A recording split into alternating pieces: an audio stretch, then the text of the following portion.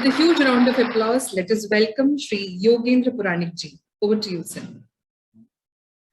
Thank you, Anuradha-san. And that short clip was a surprise. So amazing. So let me first congratulate the whole MIT team for organizing this 11th edition of the Bharatiya Chhatra Sansad, that is the Indian Student Parliament. And then let me thank MIT for inviting me to talk in this session.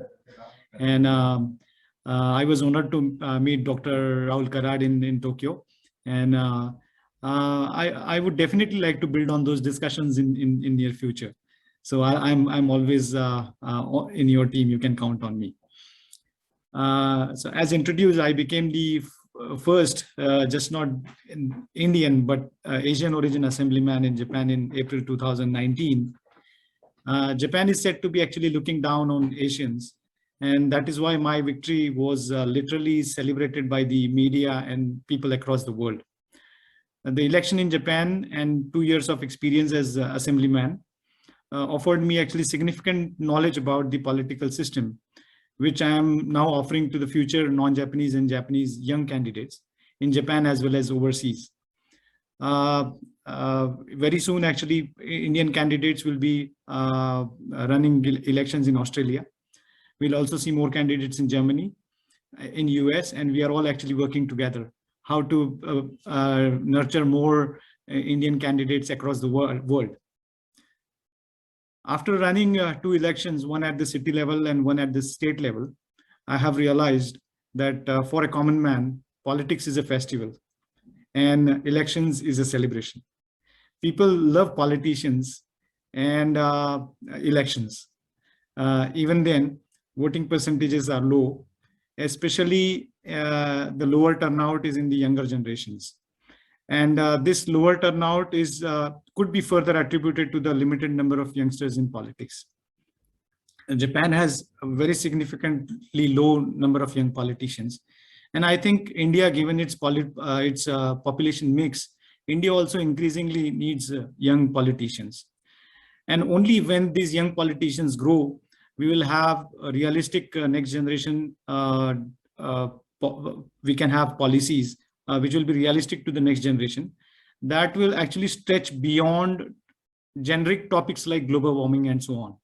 Only then we would be able to actually discuss more and more practical topics which will be closer to the heart of this younger generation.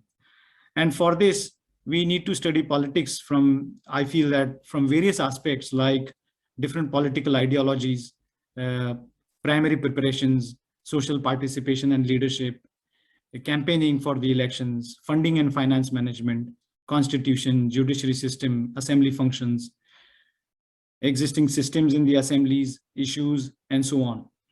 I think what I have worked in IT and banking for 25 years, and I realized that politician is probably the most versatile job on this earth. I felt like that. You need to know so many things.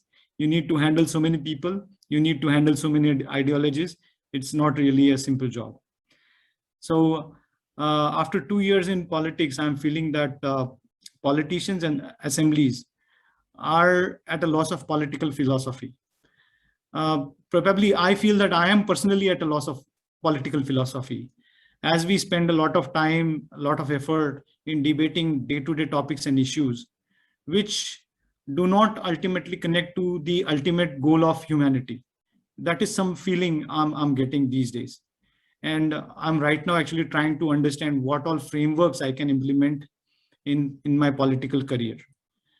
I'm seeing that this could be a very haphazard way to state it, but I'm seeing like some incompetent democracies or some incompetent nations, they are trying to hide their incompetency behind frameworks like SDGs and smart city, which is actually not doing so good.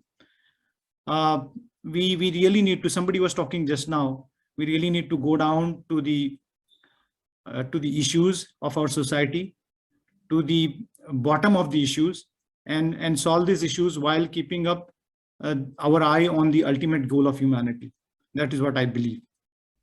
So I'm right now actually trying to find out if I could get some references from old sciences like Vedic sciences and so on.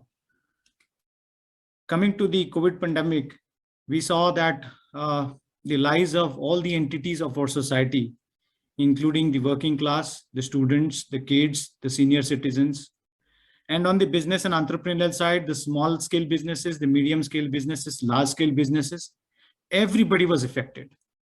And the big challenge I felt was that the multidimensional analysis of the affected was not enough. And that is why many citizens faced job losses, education and business and opportunity losses. In case of Indians in Japan, the immigrants faced a lot of discrimination from the Japanese government. The Japanese government banned the entry of Indians into Japan. Thousands of Indians who were traveling for a vacation or a business tour overseas, they could not come back to Japan and they lost their jobs. Thousands of students who had already paid fees to the Japanese universities, they were unable to come to Japan and continue their education. And thousands of families, they are still, even today, they are separated from their families in Japan for as long as 20 months. Day in, day out, I have to handle these cases. And this is very, very heavy for me as a politician. So, you know, when you become a politician, one learning I got that you have to be a brave heart.